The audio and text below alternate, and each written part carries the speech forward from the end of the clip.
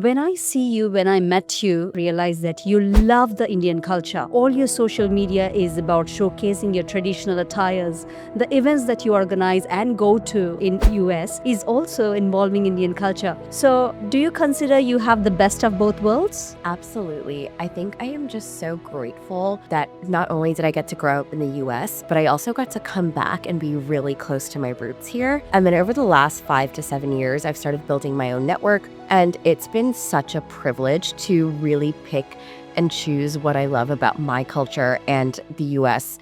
Growing up in a Western country with Desi parents, oh my God, what challenges did you face? Something unique about diaspora parents is that they are stuck in a different version of India, right? So there were points where I would do more American things and he thought I was being a bad child. Oh my gosh, yes, as a teenager growing up in a foreign country with Desi parents, Ashni. Yeah, I was definitely a rebellious kid, so they had their hands full.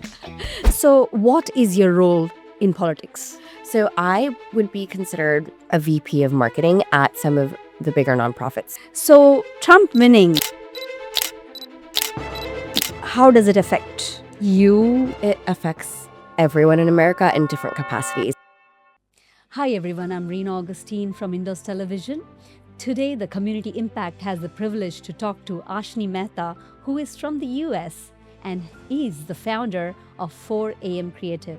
Hi Ashni. Hi, Reena. So good to be here with you. Thank you for having me. Thank you. So 4 AM Creative, the amount of parties and the places you go, and I see your Instagram, I never thought that you are a morning person.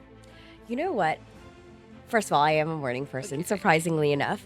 But this name was brought from realizing that it's for people who think and know that what you do at 4 a.m. matters just as much as what you do between the hours of 9 to 5.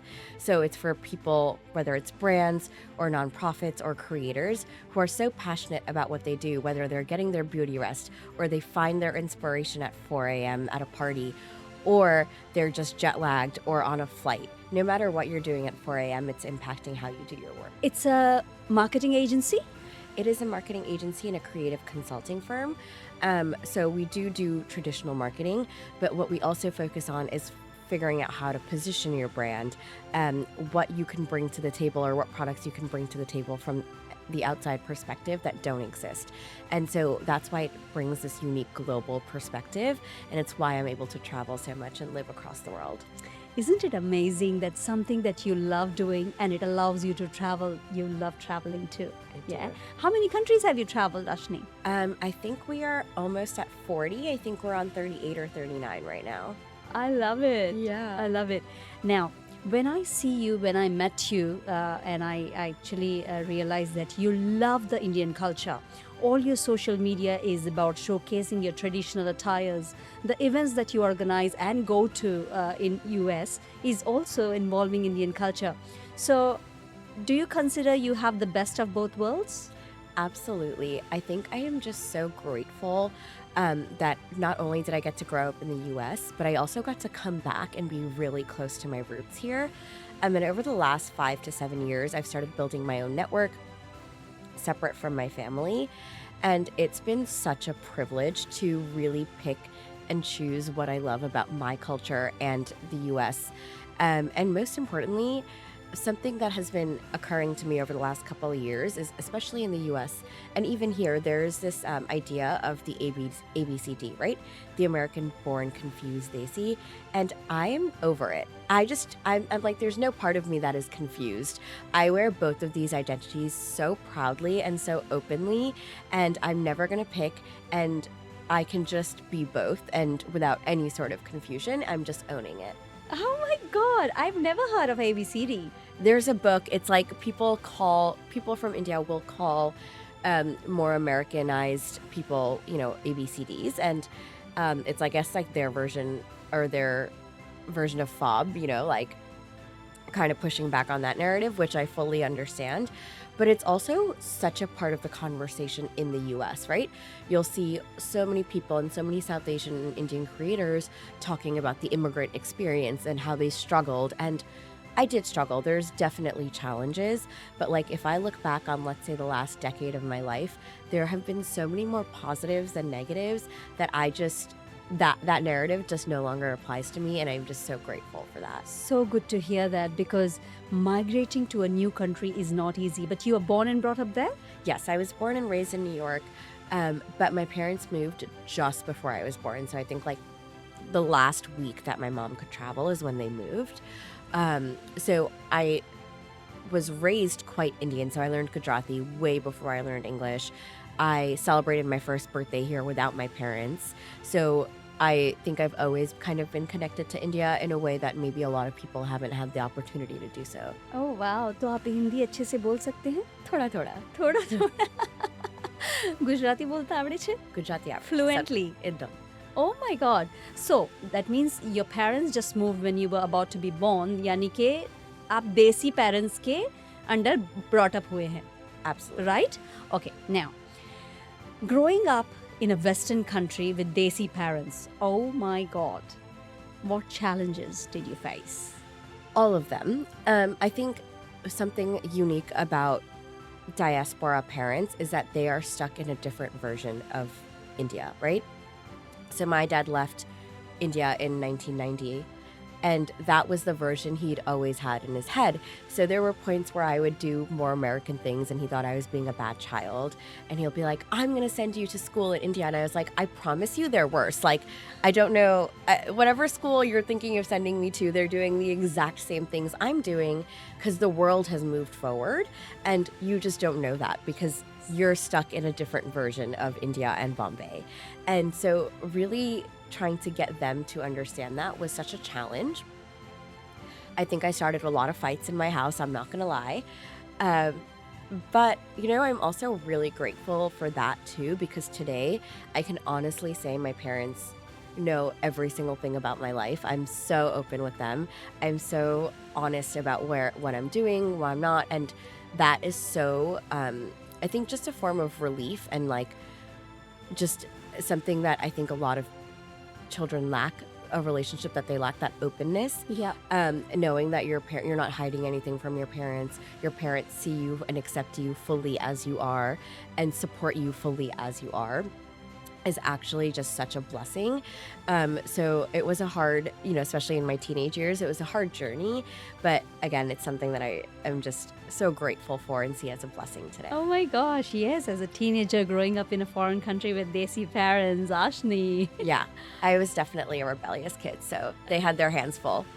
So you're the youngest? I'm the oldest, so I had to really fight the way. My brother had it so easy compared to me because I did all the hard fighting, but it was worth it. Okay, I thought you were the youngest, so it was easy for you to navigate and get out. Okay, so you had to be the example.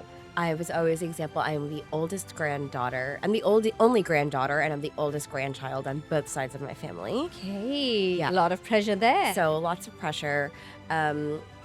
Always kind of in the spotlight, and they're very protective of me, which I understand. But I think, yeah, just once I got to really have that conversation with my parents about accepting me as I am and understanding that, like, I am an American and an Indian and I can be both, the rest of my family also started to understand, and it was just I that love whole that. experience. Has Support from the family, friends is so important. You grew up in the middle of New York Yes. City. been, yes. So I was born in Queens, in New York City, and then my parents moved to the suburbs. So I did my schooling in suburbia, and then now I've been back and forth out of the city. So for me, I always think that there are two amazing places people can grow up. It's either Mumbai or it's New York. Those All right. are the two best cities in the world. And like, honestly, I can't imagine being from anywhere else. And I get to call the two best cities in the world home. And it's just a dream. Like, it's a dream. So Ashni, you are into politics? I am into politics.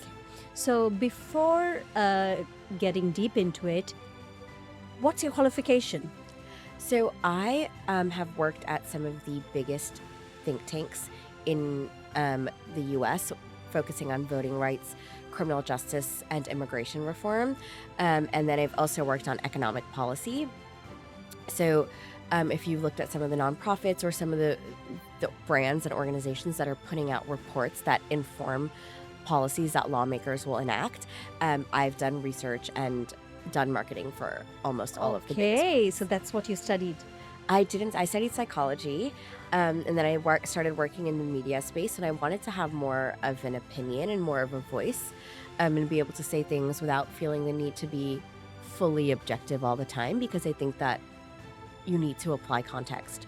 Okay, the reason I asked you is majority of the people who actually choose their career, their qualification is not matching to what they Yes. do, and you are one of the example. That's the reason I asked. But knowing that you have done psychology must have helped you in every aspect of your life. It really does, because it's just a basic understanding of how people operate and think, right? And as an organizer, what I focus on is using the internet and social media and SMS and all of these new technology advancements and tools that we have to help shape people's understanding of policy and how it works.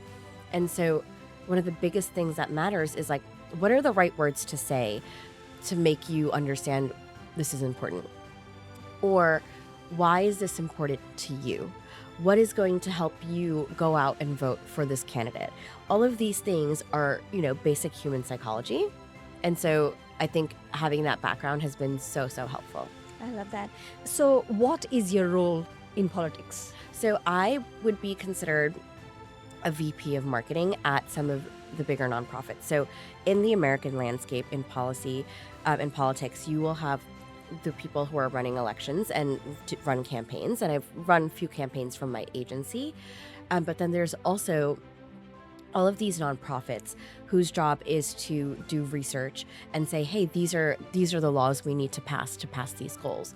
Or then they'll mobilize. So there's all these people that have 2 million community members that they reach out to, and they're like, you need to go vote here, you need to go to this town hall and talk to your legislator so we can do this on the local level. And then there are people who go to the lawmakers and lobby them and say, can you prioritize this community of people? So there's all these different players in the game that you may not know of if you're not from the US, but they're the ones that actually make the impact and are pushing the people who are in power to prioritize certain things over others. So, politics. Is there anyone in your family who is into this? No, I was the first. I also didn't see it coming for myself. My parents definitely did not expect it. But it's something that fell into my lap, and I had a natural affinity for it. And for the first time in my life, maybe not the first time, but one of the first times, I felt like I had a purpose bigger than myself. And it's motivated me in so many ways. So I just stuck with it for almost 10 years. 10 years? Yeah. That's a long time. So, Trump winning, how does it affect you, your I think people? it affects everyone in America in different capacities. As a woman, I'm constantly worried about certain rights being taken away, whether that's birth control or abortion, or just our general sense of safety. Just recently, we heard about ICE going into gurudwaras and looking for illegal aliens to deport them. And this happened yesterday. And as they are rounding up these people to deport, they have also rounded up citizens and so much as like a former military veteran, right? Someone who has served in the military has just been questioned by ICE. And so it makes me feel unsafe. Like, are you assuming I am not a legal citizen because of the color of my skin? They're not going to predominantly white areas, whether they're Irish, Italian, or Russian, and trying to deport and round up citizens there, right? They're going into very targeted places with people with colored skin or dark skin and targeting them. And so it makes me feel unsafe for me, but more importantly for my family. Like, I feel that I have the knowledge and the calm to handle myself in a situation like this, and the resources in the network. I don't know that my parents and their friends, for example, would have the same thing. And I didn't think after over 30 years of living in a country that like this is what we would have to think about. This is scarier than I thought what it was actually. Wow. About this Gurudwara thing that you mentioned. Yeah, I mean, so they first went in New Jersey. That was the first time we had heard, this is only a couple of days ago, the first time we had heard that they were rounding up citizens and even a veteran. And then I think just yesterday or the day before, they said that they were targeting Gurudwaras. Okay. And I'm assuming that, unfortunately, I hope I'm wrong, that mandirs and mosques will be next. Next, yeah. So colored people, basically. Okay. Okay, this is what I heard, that he mentioned that it'll be only two genders, male and female. What's your view on that? I think my personal take is that it's a silly policy. Multiple genders have scientifically been proven, but have always existed in America, and you're not going to take that away. Once certain rights have been granted, it is very difficult to be the person that is taking those away. And so you don't get to just like walk in and be like, okay, this doesn't exist anymore once we've made it a part of our society. And I also, generally speaking, think that the government needs to mind its own business. Yes. It's like what my gender is or what the person next to me's gender is just the government has better things to do. Yeah. Do thing, yeah. Yeah, like do anything else. Worry about why our education system is not doing well. Medical. Yeah, our medical system, I don't even get started on that. We should be concerning ourselves with why we're in so many wars. There are so many things for us to be worried about that is not people's genders. Talking about divorces, you just mentioned. So nowadays, right now as we speak, India is one of the countries the divorce rates are getting high. What is your opinion on that? I think that's incredible. I think for the first time in India, women feel like they have agency and the ability to leave unhappy or abusive marriages. Do I advocate for divorce? Absolutely not. In an ideal world, I think that women should be able to choose and marry men who treat them well and support them and their families and don't ever need to get divorced. But if anyone needs to, I think that they should have the ability and the agency to walk away from something that no longer makes them happy for their own good, for the betterment of their kids, for everyone. I think ultimately having a family and members of your family who are all happy and able to exist in a way that they can thrive is a net good for everyone in the family and society. So you just mentioned that the women should walk away. What about the men? I have seen a lot of women controlling the men. So it applies both sides, right? Absolutely. I think from my understanding, obviously women have less agency to leave because they won't have money. They don't have anywhere, their families might not take them back. So I find that for the most part, men may be able to leave more often than not because at least they're working and their families will accept them. But this is not a one sex versus the other. This is everyone should be, I think your life partner is the most important and pivotal decision in your life, and you should be with the person that is making you the best version of yourself. And so if you're married to someone that isn't able to give you that, then you should find a way to amicably walk away and find the person that can. I love that. And also I think that the educated women now really understand that what they have to do, especially even after having kids. Agreed. I think, there was a time where women thought that the best thing to do was keep the family together. But I think now people are starting to realize is the best thing you can do is show your daughter what a happy mother looks like or a happy father looks like. And a happy relationship, right? Like what you normalize in your family is what your child is going to normalize in their future. That is their idea of a healthy relationship. That is their idea of what they are used to and what they want, because that is the bar that you are setting for them. So if your relationship with your significant other or your in-laws or anyone in your family is not good, it is on you to improve it or walk away and show them that they can get better, because that is the standard you are setting. So overseas, right?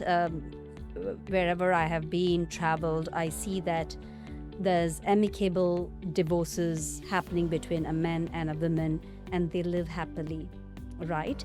And I used to wonder, why is it like in India, it's always bad, divorces? I work in a law firm, so I came across a lot. And that's when I realized that when you're not happy, you sit down and discuss and leave. You have a prenup, so the problem is not there. The prenup clearly clears out. I think there should be certain laws, there might be, put in that way that the woman is not left alone and educated that if you leave, you have the privileges of not being alone, but there are support from the women, other organization. So in that way, it can help. The other thing what I realized is, why is India not having a lot of divorce? There's very less divorces. And I realized it was arranged marriages.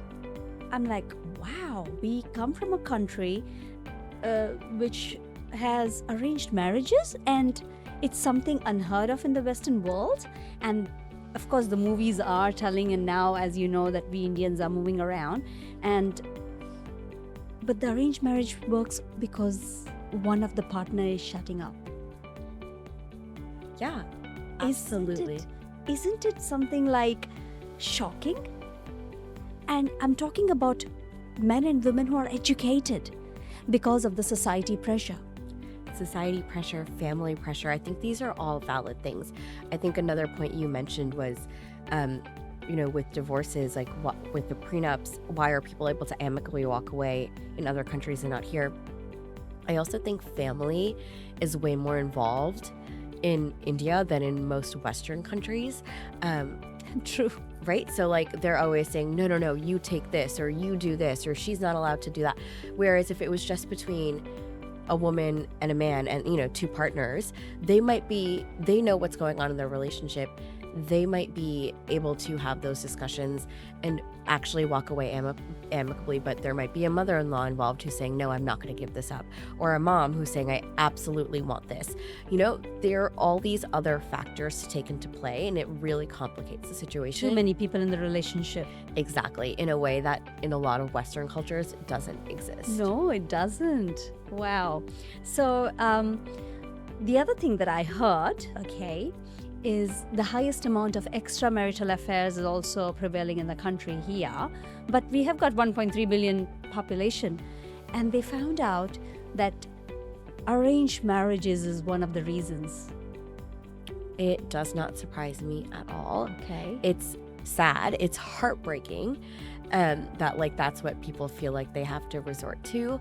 But if you can't choose the person you want to be with, you're never going to have an inherent respect. Not never, but it is much more difficult to have this inherent level of respect and value, right? This is someone that has been forced upon you. You've not chosen them, versus when you had to court someone and get to know them slowly and have experienced an emotion, a wide range of emotions about them, and have shown up for them in different capacities. I think you just value that differently. Wow. Are you going to do arranged marriage, Ashni? I thought about it. There was definitely a point in my time where I was like, I think my parents would choose well for me. And my mom sent me one biodata, and I was like, you know what? I take that all back. I will never, ever let my parents arrange me. Don't even send me anyone. Just took one. Okay. Describe me that one. I think she just was like, oh, he's a neurosurgeon, so he'll be great, and did not take anything else into account. And I was like, I think I was expecting my mom to really filter through and bring me someone phenomenal, and it was just the opposite.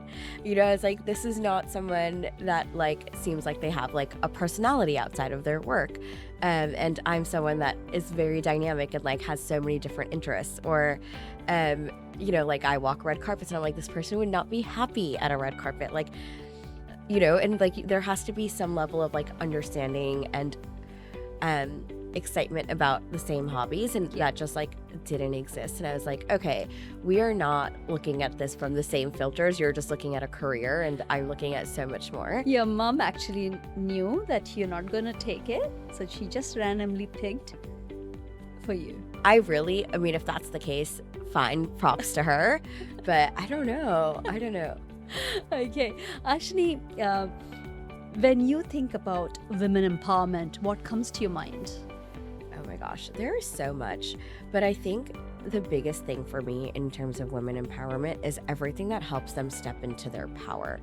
Um, there are so many women I still see today, even in America, that make themselves smaller in rooms because they were told they need to be soft spoken or not put themselves out there, or that they're shy, or they're being constantly judged by the way they look or what they're wearing. And I can't wait to see a world in which women can exist freely without the shackles of all of these anxieties that men don't have to think about.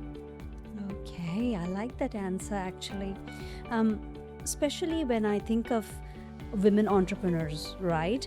And the life they lead, they actually have reached to a point where they're not able to find a life partner. Either they are too dwelled upon their career and not concentrating or giving time for their personal relationship. Where can we find the balance? Honestly, I don't think that's the case. What I find is that women these days are so well balanced. They can manage their careers, they have these beautiful social networks, they take care of their bodies, they dress well, they speak well and present themselves so beautifully. And they have hobbies. And I find that most women are putting themselves out there, at least from my friends, are putting themselves out there looking to date and are struggling to find men that can be equal partners in the same capacity, right? Like if I'm going to make just as much money as you, then I'm hoping that you're going to take on just as much emotional labor and domestic labor as me, and you're going to be an equal partner. And I think that where women have excelled in the last like 20 to 50 years beyond what anyone imagined, men have relatively remained stagnant. And that's because they had no motivation to, or no reason to improve in all of these different ways. Or no support, maybe? Or no support, right? I think that's also a big one, is we have to also raise these men. It doesn't just happen overnight. We have to be like, hey, this is how you show up for people in your life. This is how you build deep relationships. But we constantly hear about the male loneliness epidemic, right? Correct. I think in this day and age, men really struggle to build deep relationships and show up in a way that is not just I am providing and I'm the primary breadwinner. And once you take that off the table, and we're not talking about a man taking care of, the money in the house, they have to show up in other ways, and they've just not figured out how to do that, or they've not found the support or been taught how to.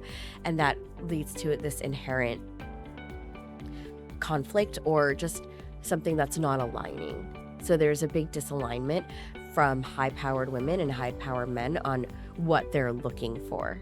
Wow, that's why we've got so many young women single. Exactly. And some of the most amazing women I've ever met are single. Wow.